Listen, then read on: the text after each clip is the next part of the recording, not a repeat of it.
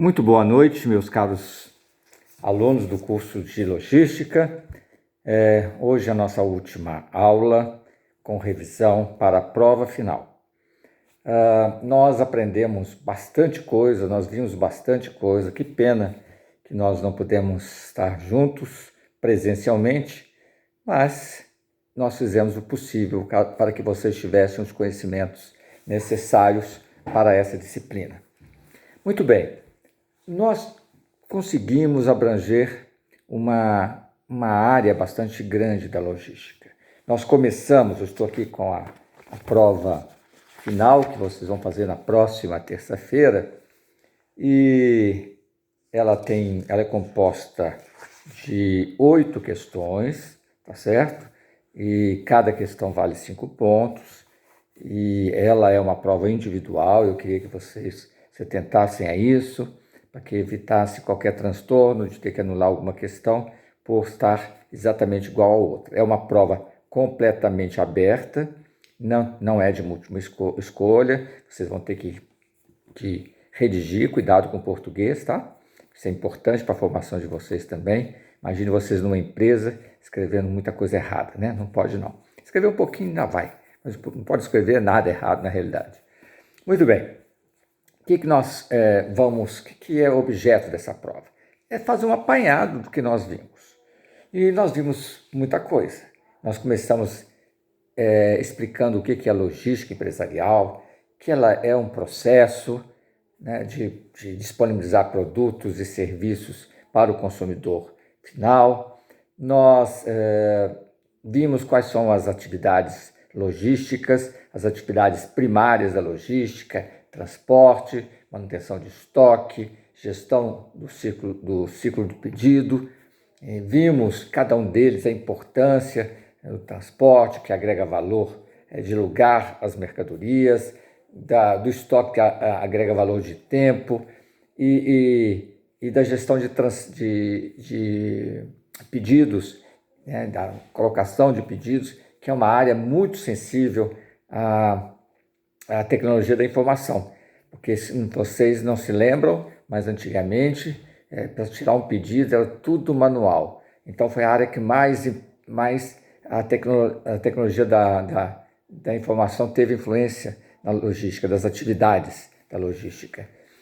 Hoje você consegue não só tirar todos os pedidos de forma online, como é a base para os serviços de compra e de venda via internet. Então você pode até acompanhar os serviços logísticos que estão sendo prestados, se o material está chegando à sua casa, etc.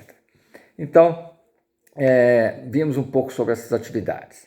Depois falamos um pouquinho dos desafios logísticos, que conseguir equilibrar a oferta e a demanda no tempo e no espaço, né? Esse é um grande desafio. E que para isso nós usamos de infraestrutura. Aí falamos sobre infraestrutura logística, nós falamos sobre os modais de transporte, falamos como o Brasil é totalmente dependente do modal rodoviário, como que é necessário a gente desenvolver novos modais nesse país, principalmente o aquaviário ou o hidroviário, já que nós temos bastante rios aqui. Vimos as deficiências de cada um dos modais, inclusive do modal ferroviário, que não tem disponibilidade e não cobre todo o território brasileiro, que seria interessante. Vimos que, apesar de tudo isso, apesar de termos um dos fretes mais baratos do mundo, frete rodoviário, o custo de transporte no Brasil é muito elevado relativamente aos outros países do BRIC, né? Brasil, Rússia, Índia, China e África do Sul, South África. Enfim, nós demos uma passada geral e vimos que, apesar de termos os fretes mais baratos do mundo, o custo de transporte é alto, porque nós estamos transportando pelo modal errado. O modal rodoviário não se presta a distâncias tão grandes como nós percorremos hoje. Ele carrega uma baixa quantidade de mercadoria comparativamente ao modal aquaviário, aos navios, às composições de trem, né? Enfim, nós fizemos um apanhado geral disso aqui. Depois, nós trabalhamos um pouquinho dentro das atividades, falamos um pouco de armazenagem, falamos das operações de armazenagem, falei sobre picking, falei sobre os vários tipos de picking, né? Foi a última aula, é interessante que vocês revejam essa última aula gravada, para que vocês possam estudar melhor para a prova, possam preparar, porque vai cair uma questão sobre isso. E quando é que cada picking é utilizado. Então é bom que vocês estudem sobre isso. Depois entramos na parte da logística de distribuição, conceituando o que é um centro de distribuição, né, que é aquele armazém que fica entre a produção e o consumo, né?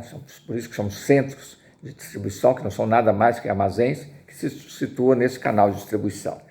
Falamos sobre as formas de distribuir produtos, que eles podem ir direto da fábrica para o consumidor, ou podem passar por várias etapas com centro de distribuição, etc., até chegar ao consumidor.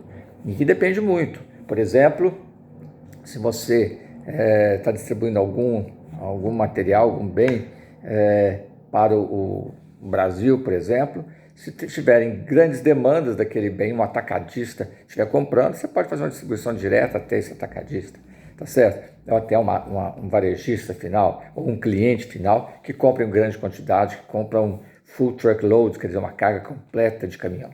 Ou se você tem se a mercadoria, se o mercado é mais pulverizado, talvez seja interessante você ter centros de distribuições que você sai da parte produtiva e vá para esse centro de distribuição para poder fazer até chegar até o cliente final, de forma que você escalone, né, essa distribuição. Depois nós falamos também sobre estratégias de distribuição. O que são as várias estratégias? Você se lembra do Transit Point, do Break Book, do Transit, como chama o outro? Deixa eu ver aqui que eu até esqueci dessa questão. Do cross-docking, surgiu cross-docking, desculpa, que é o cruzamento, tá vendo? Porque vai cair na prova, por isso que eu fiz isso. O cross-docking é uma estratégia bastante interessante, que você sabe disso, usado muito nessas redes grandes de lojas, né? Que você chega com caminhões cheios até o centro de distribuição e lá a carga nem é armazenada, é logo redirecionada para as docas, cruzam as docas, por isso cross-docking, e depois partem em caminhões com várias mercadorias em um único caminhão para atender uma demanda, por exemplo, de uma loja ou de uma filial. Então, isso facilita muito o processo de distribuição e por isso que é muito utilizado. O cross-dock é um dos mais utilizados e reduz muito o custo e aumenta muito o nível de serviço, além de deixar pouco estoque. Então, se eu tenho uma loja, por exemplo, no centro da cidade, eu já recebo um caminhão com todas as mercadorias, com todo o mix de mercadoria que eu preciso, que aquele cross-dock me oferece. De uma vez só, em um único caminhão, por exemplo. Muito bem. Depois falamos sobre serviço a cliente, falamos sobre logística enxuta. O que é a logística enxuta? Há um exemplo de manufatura enxuta que vem no sentido de evitar desperdícios. Nós vimos que a logística enxuta é aquela que tende e vocês fizeram até uma pesquisa sobre isso, que tende a eliminar os desperdícios, como a superprodução, quer dizer, entregar mais do que o necessário, transportar mais do que o necessário, estocar mais do que o necessário, superprocessamento, que é a parte que você fazer coisas que nem sempre é necessário fazer, você fazendo processos que poderiam ser eliminados, que não agregam valor algum. Depois, a questão do estoque, que estoque a gente já sabe, vocês já estão cansados de saber que estoque, apesar de agregar valor de tempo, ele, se for colocado em excesso, ele gera custos, pode gerar obsolescências, perdas, etc. Depois, também eliminar os serviços não conformes, aqueles serviços que você não entrega com a rapidez necessária, com a qualidade necessária, ou o material não chega preservado em suas qualidades, enfim, qualquer coisa que seja um serviço que não seja conforme, é um desperdício, que você pode ter perdas com isso. Espera é uma coisa que não agrega valor, e hoje a gente vê muito isso, muitas esperas para descarregar, espera do caminhão para carregar, filas, né, de espera, isso tudo não agrega valor nenhum, é um desperdício que, se a gente pudesse ter uma janela de atendimento, seria muito mais interessante. O transporte, né, uma questão de transportar material sem necessidade, leva daqui para lá, de lá para cá, tá certo? Ou às vezes você não faz um roteiro adequado, então você perde tempo, às vezes passa perto de um local, depois tem que voltar naquele local novamente por falta de uma roteirização. Enfim, tem vários desperdícios que precisam ser eliminados. E, além disso, também tem a movimentação desnecessária. Sabe aquele tipo, você descarrega, põe em um determinado lugar, depois daquele lugar leva para outro, para depois chegar, por exemplo, num processo de armazenagem, de estocagem de material.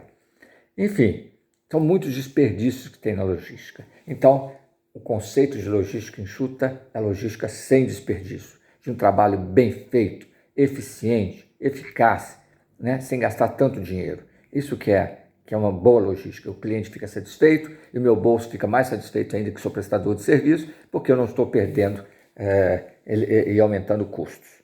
Isso é muito bom. É bom para as duas partes. O cliente fica satisfeito com a qualidade do seu serviço e você fica satisfeito por estar prestando um serviço com os custos menores possíveis, porque não tem esses desperdícios.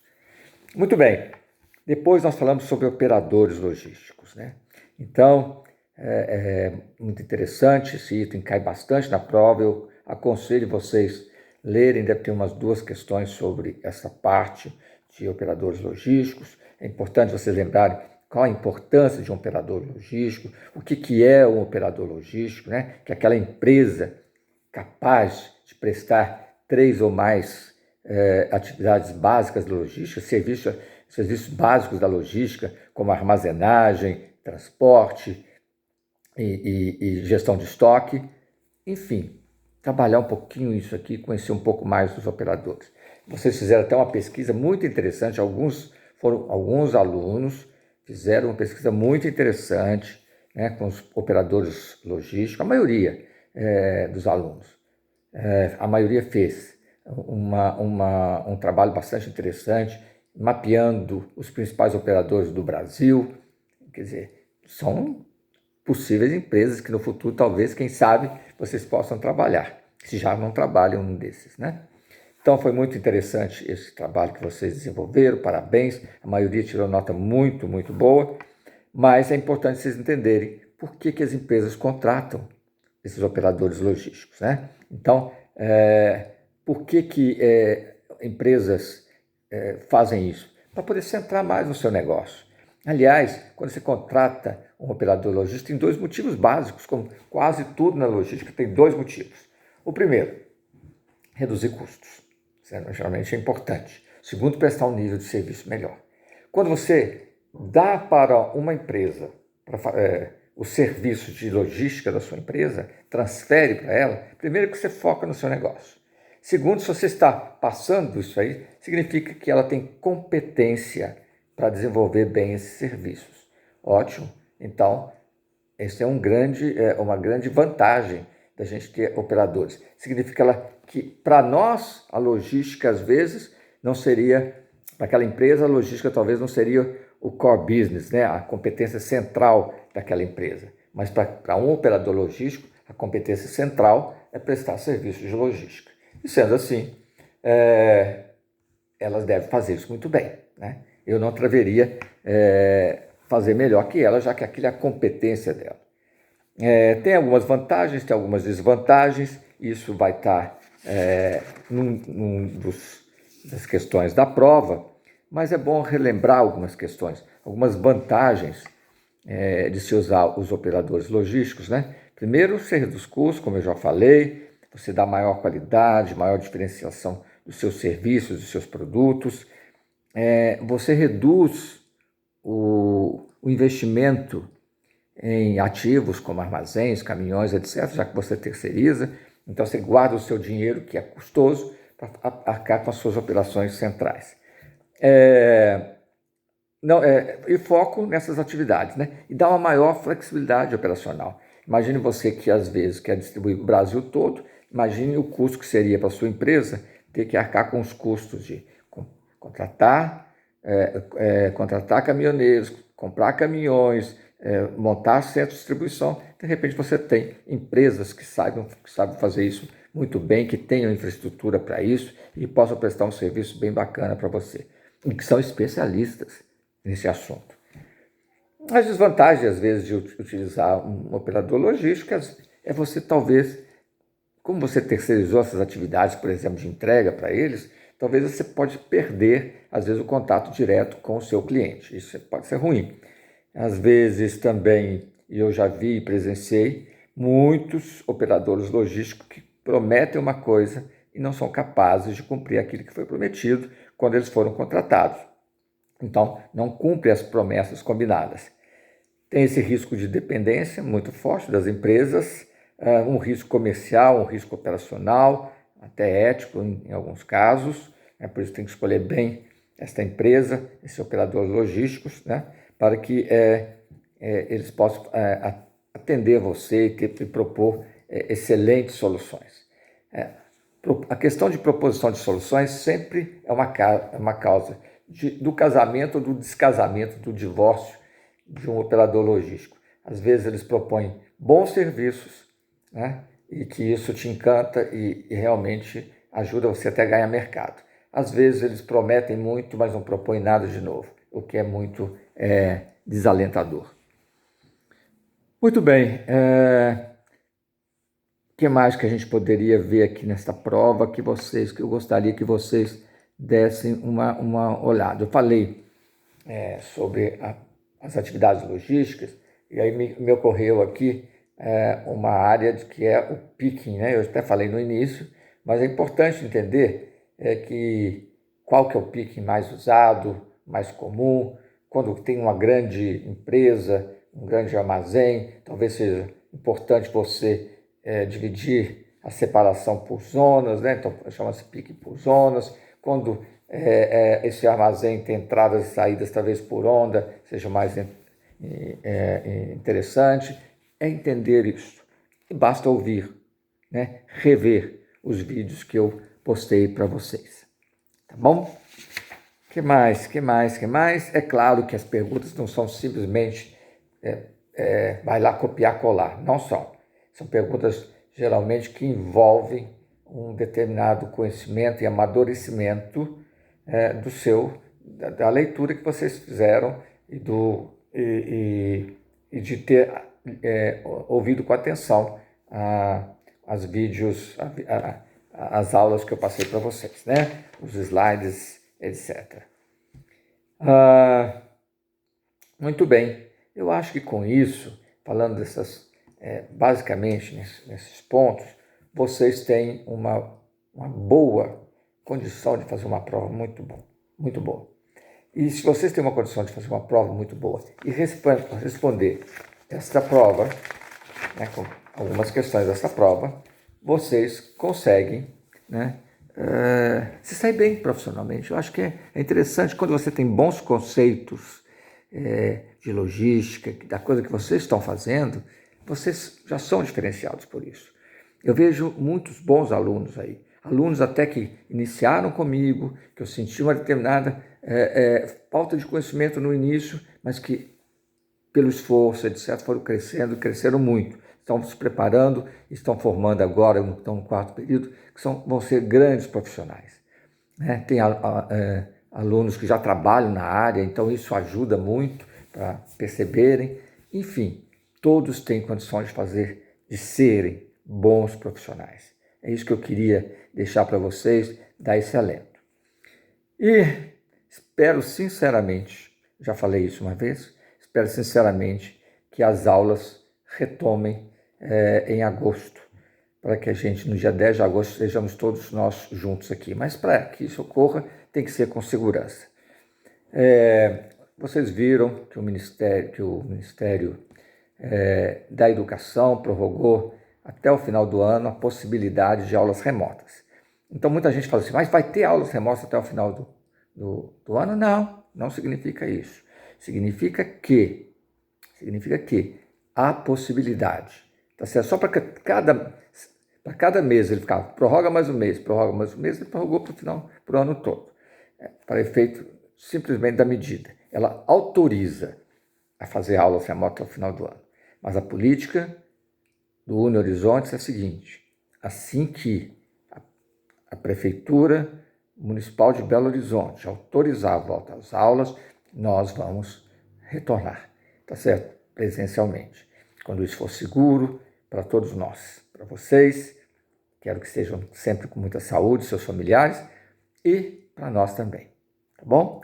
Então, um grande abraço para vocês. No dia da prova, eu vou ficar o tempo todo no Zap. Por favor, tá certo? Se vocês precisarem qualquer coisa, na terça-feira, eu não vou responder questão para vocês, é claro, mas se vocês precisarem, tiverem dúvida de alguma colocação ou de alguma interpretação, por favor, eu vou estar no Zap. É claro que eu não vou atender fora do grupo, tá? Eu vou atender o grupo, porque senão seria dar informações privilegiadas. Vou atender o grupo, tá bom? Então, é isso. Desejo que vocês tenham uma excelente semana aí de provas, vocês já fizeram uma, né? E que terça-feira encerre mais esse ciclo. Depois que eu tiver acesso a todas as provas, na próxima terça-feira eu faço uma leitura delas aqui com vocês e faço uma correção para ver o que vocês erraram, o que vocês acertaram, além de postar as notas no sistema. Eu vi que tem muita gente quase passando, mas falta um pouquinho ainda, né? Então, mas eu quero que vocês passem bem, quero que vocês passem com nota alta, tá bom? Um grande abraço, até mais.